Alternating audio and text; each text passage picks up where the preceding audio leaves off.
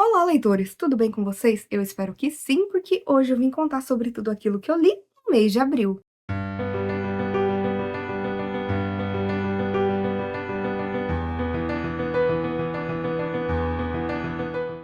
Gente, abril foi um mês de muitas leituras e, no geral, leituras muito boas, e eu quero contar tudo pra vocês. Então, vamos lá!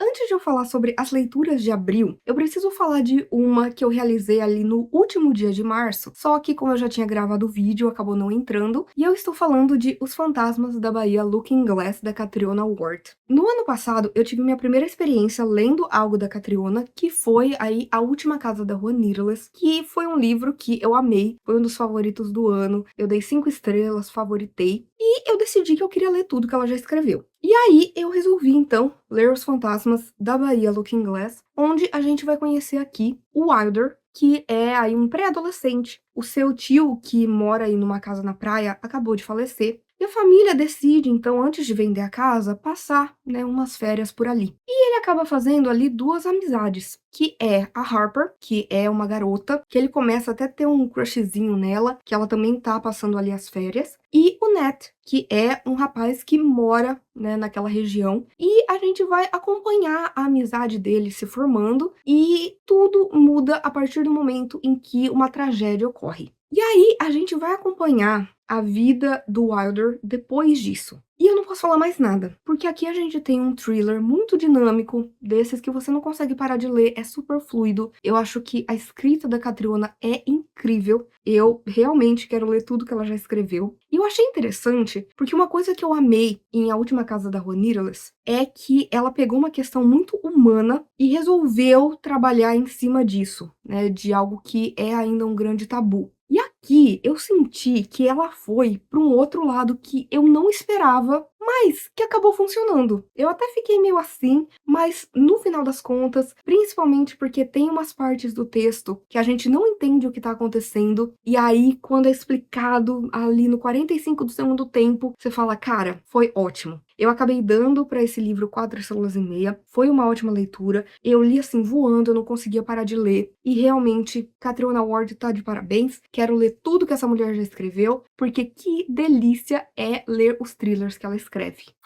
E foi então que esse livro, ele me lembrou quanto eu amo thriller. E aí eu falei, quer saber? Vou aproveitar que eu tô no embalo e vou ler mais um. E, gente, eu resolvi então ler o tão famoso A Empregada, da Frida McFadden. E aqui a gente vai conhecer a história da Millie, que é uma moça que ela acabou de sair da prisão, a gente não sabe por quê, mas ela acaba conseguindo um emprego para trabalhar, né, como uma empregada doméstica, numa casa ali de uma família bem rica, que tem ali, né, o pai, a mãe, uma filha, e ela vai morar nesse emprego. Tudo parece incrível, só que a matriarca dessa família começa a se comportar de uma maneira cada vez mais estranha e mais hostil, indo sempre de encontro a Millie. E isso começa a fazer com que a Millie fique cada vez mais assustada e tentando entender o que está acontecendo. Esse livro, ele não tem nada de inovador e revolucionário. É inovador e revolucionário? Não. É, assim, desde o começo eu já entendi o que estava acontecendo. Não me surpreendeu como eu gostaria que tivesse me surpreendido. O que me surpreendeu aqui foi uma questão de sororidade muito difícil de explicar, mas que realmente funcionou pra mim, tá? Eu achei que a escrita é ok, é medíocre, e medíocre não é ruim, tá? É mediano. É sim um thriller viciante, você não consegue parar de ler, mesmo que tenha algumas partes bem cringe ali, em que a gente vai ver, a Millie falando de novo, de novo, de novo, o quanto o patrão dela é lindo, como ele é gostoso, como ela gostaria de transar com ele, aquela coisa toda, né? No geral, achei uma leitura ok, dei 3 estrelas, não pretendo ler mais nada da Frida McFadden, já entendi meio que qual é aí a fórmula dela, foi ok, pra mim foi um bom entretenimento, mas não pretendo continuar além dos outros aí, né, dessa série da empregada, das outras profissões e tudo mais. Mas foi bacana, me entreteu, então acabou valendo.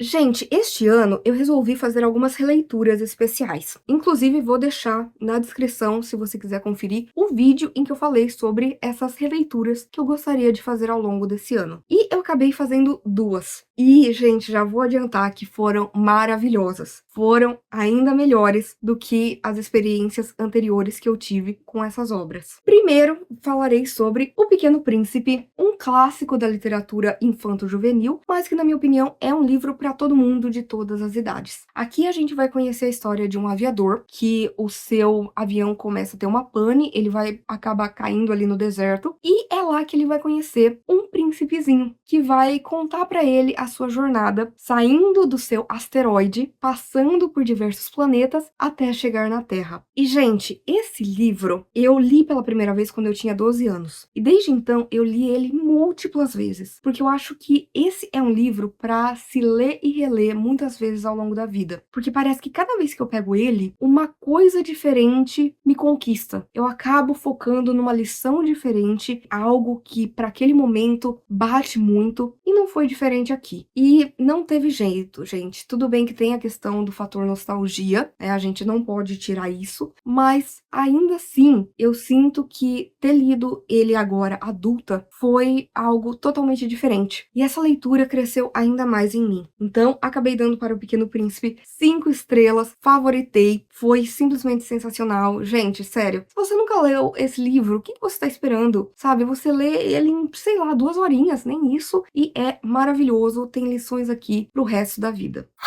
E a outra releitura que eu acabei fazendo foi de O Retrato de Dorian Gray, do Oscar Wilde, que também eu li quando eu era bem nova, eu acho que eu devia ter uns 14 anos. E aqui a gente tem um tema que é uma paixão na minha vida, que é o duplo. Porque aqui a gente vai ter o protagonista, que é o Dorian Gray, que é um rapaz ali da aristocracia, belíssimo, sabe? Todo mundo vê o quão bonito ele é, mas ele não percebe isso, até ter o seu retrato pintado. E é então que ele entende o poder da sua beleza, da sua juventude, e ele tem ali um desejo de que o quadro vai envelhecendo, mas ele não. E nisso ele também acaba fazendo amizade com um homem que cada vez mais vai corrompendo, vai mostrando pra ele que a maldade é uma coisa totalmente comum, é uma coisa diária e tá tudo bem. Esta releitura foi sensacional. Eu não sei exatamente o que aconteceu. Eu acho que a primeira vez que eu li esse livro, eu li ele numa aula de inglês. E eu acho que a versão que a gente leu era uma versão censurada. Porque, tinha algumas questões de nuance, que a gente vê muito ali da questão da homossexualidade, da bissexualidade. Só que era tudo ali meio nas entrelinhas. Aqui, pelo menos nessa minha releitura, ficou tudo muito mais explícito. Então, eu achei que é porque, de fato, a gente vê aqui muito da questão aquiliana do próprio Oscar Wilde sendo colocada aqui, também fazendo críticas ferrenhas à sociedade e, né, no meu caso agora, lendo uma edição que está completa. E eu amei a minha experiência, gente. Eu acho que aqui a gente entende muito sobre as questões da alma humana, sobre a nossa sociedade e, mais do que isso, a gente vê como é uma pessoa sendo corrompida e isso sendo mostrado através da figura do duplo. Então, foi sensacional. Também 5 estrelas, favoritado. Gente, já vou dizer que as releituras que eu estou fazendo esse ano estão dando muito certo, porque, sério, não é à toa que O Retrato de Dorian Gray é um clássico tão grande que a gente conhece a história mesmo sem ter lido. É algo que transcendeu o tempo, porque fala exatamente sobre questões atuais, questões atemporais. Sério, gente, mais uma recomendação aí. Se você nunca leu, leia esta maravilha, essa perfeição que é O Retrato de Dorian Gray. E esse ano, gente, eu estou lendo aí a saga de mangás de Spy Family do Tatsuya Endo e eu li o 5º volume e foi maravilhoso, foi incrível e apesar de não ter sido o meu volume favorito, foi sensacional de qualquer maneira. Aqui a gente tem a história básica, né, a premissa de que a gente tem aí um espião, um agente secreto, que tentando manter a paz entre duas nações, vai ter aí que concluir todo um plano que vai ter muitas etapas, e a primeira delas é muito simples, que é arranjar uma esposa e uma filha em uma semana. E aí, de fato, ele conhece uma moça que ela não tem muito vida social, ela não tem amigos, ela não tem namorado, ela é muito tímida, é muito na dela, e ela acaba topando fazer parte deste casamento de fachada, só que o nosso agente secreto não tem ideia que, na verdade, ela é uma assassina. E aí ele acaba também adotando uma garotinha que ele também não faz ideia mas ela fez parte de um experimento científico e ela é telepata. E aí a gente vai ver, né, essa família, cada um tendo os seus próprios segredos, seus próprios objetivos, mas ao mesmo tempo começando a se importar cada vez mais uns com os outros, sabe? A gente vai vendo essa família se tornando uma família de verdade. E é muito bacana, gente. Sério. Aqui a gente tem personagens extremamente carismáticos. Você se apaixona pela história. O enredo é muito bem trabalhado. A gente tem uma fluidez entre os quadros que eu adoro. A gente tem ilustrações maravilhosas. E ai, gente, é uma história que aquece o coração, que faz a gente rir, que eu termino sempre ali, sabe, sorrindo, muito feliz de ter lido, de concluir mais um volume e já quero partir para o próximo. Como eu disse, o quinto volume, ele não foi meu favorito, muito pelo contrário, eu dei para ele 4 estrelas, mas ainda assim, gente, 4 estrelas é ótimo. Só porque eu acho que o quarto volume, ele foi um 5 estrelas para mim. Então, era difícil logo depois, né, de um volume tão incrível, ter um outro que tivesse ali no mesmo nível, mas ainda assim, gente, sério, Spy Family é uma história maravilhosa. Eu tô amando cada segundo que eu estou passando com estes personagens. Para o projeto Lendo Christie, o livro do mês de abril foi A Terceira Moça. E, gente, aqui a gente tem a história de uma moça que de repente surge ali na casa, no apartamento do Hercule Poirot, nosso queridinho detetive belga, e ela vai falar para ele que ela queria perguntar se ela cometeu um assassinato ou não. Só que quando ela vê o Poirot, ela chega à conclusão de que ele é muito velho e ela vai embora. E aí o Poirot fica com isso na cabeça. Ele acaba nesse meio tempo aí contatando uma grande amiga dele que aparece em outras histórias da Agatha, que é a escritora de mistérios Ariadne Oliver, que acaba aí fazendo muito às vezes da própria Agatha, e juntos eles vão acabar chegando à conclusão de quem é essa moça, qual é a sua identidade. Só que esta moça está desaparecida. E logicamente, a gente vai ter tanto a Ariadne quanto o Poirot dando aí seus pulos para tentar descobrir o que aconteceu com essa moça, quem mais conhece ela, tentar chegar aí a uma conclusão do que está acontecendo e por que que essa moça acha que talvez tenha matado alguém ou não. Eu amei esse livro. Eu dei pra ele 4 estrelas e meia, porque eu gostei muito do que a Agatha fez aqui. Eu achei que no começo a história ia ser mais do mesmo, mas como eles trabalharam esta personagem aqui, essa terceira moça, foi algo que me surpreendeu. E uma coisa que eu tô gostando muito é que como eu tenho feito esse projeto do Lendo Christie, né, já há alguns anos, eu já li muitas e muitas obras dela em ordem cronológica, foi muito interessante perceber, principalmente aqui, a mudança que vai tendo, né, ao longo do tempo. É muito legal a gente ver as questões mesmo de maior tecnologia na época, de mudanças de pensamento, da modernidade que a gente vai encontrar aqui. Porque a Agatha, ela começou a escrever nos anos 20. E aqui, por exemplo, ele é um livro de 66. Então, já se passou aí 40 anos, mais do que isso, sabe? E é muito bacana ver como a Agatha, ela continuou trabalhando aí, né, os seus personagens e as suas histórias ao longo do tempo, introduzindo a realidade da época em que ela estava escrevendo, mas ao mesmo tempo trazendo as características de personagens que a gente já ama. Então, foi maravilhoso, foi fluido, foi gostoso, sabe? Eu saí dessa leitura falando, ai, cara, eu tô muito empolgada para ler mais livros da Agatha. E ainda bem que nós ainda temos aí um caminho para percorrer com outras obras, porque A Terceira Moça realmente foi muito bom.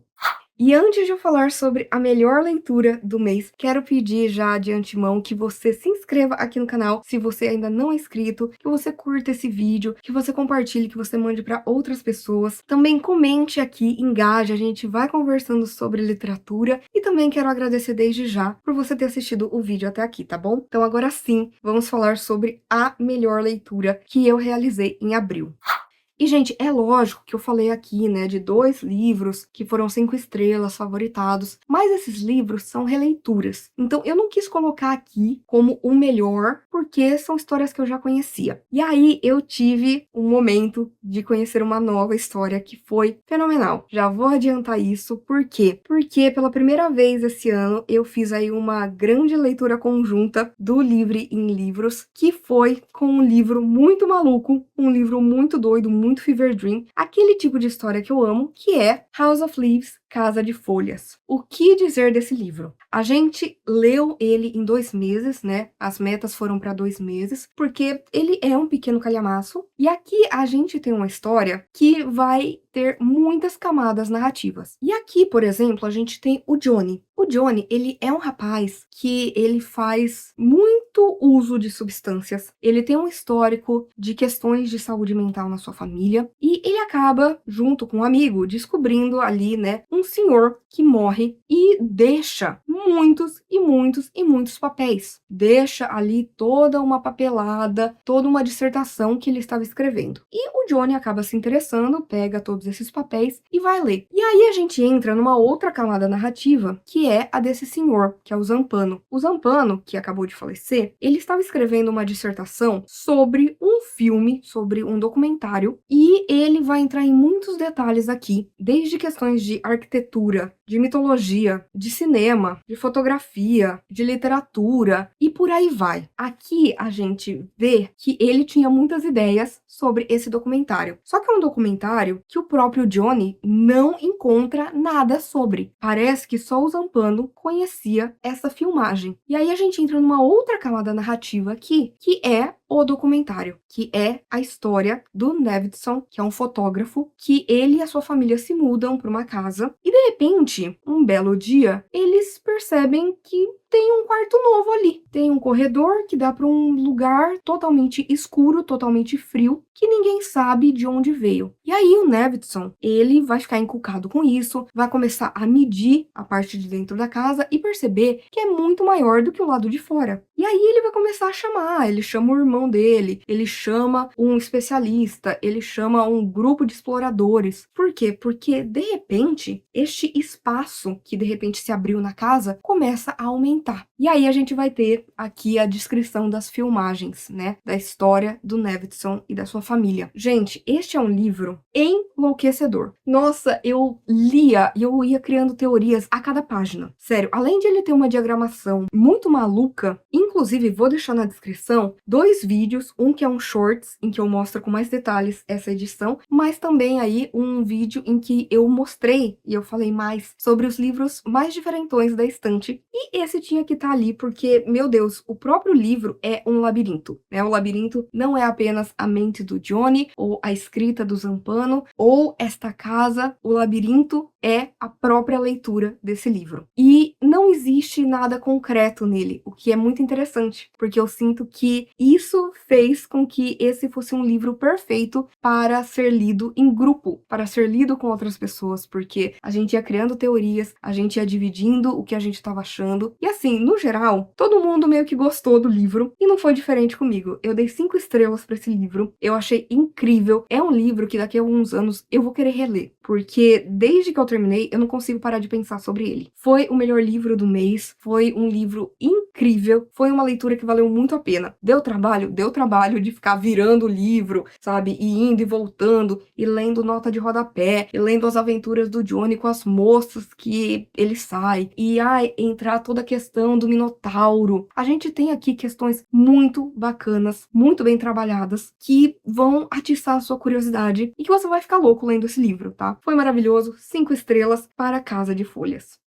E é isso, gente. Eu espero que vocês tenham gostado do vídeo de hoje. Por favor, se você quiser continuar conversando comigo a respeito de livros, filmes, séries, qualquer outra coisa, não deixe de me contatar nas minhas outras redes sociais que eu vou deixar aqui no box de descrição. Por favor, curta esse vídeo, porque isso ajuda muito o meu trabalho, faz com que esse vídeo canal chegue a mais pessoas. Compartilhe com seus amigos, comente aqui embaixo qual foi a melhor leitura que você realizou aí no mês passado. E por favor, não deixe de se inscrever no canal Livre em Livros se você ainda não é inscrito. E aproveite para ativar as notificações, ativar o sininho, porque toda semana tem conteúdo novo por aqui. Então a gente se vê no vídeo que vem.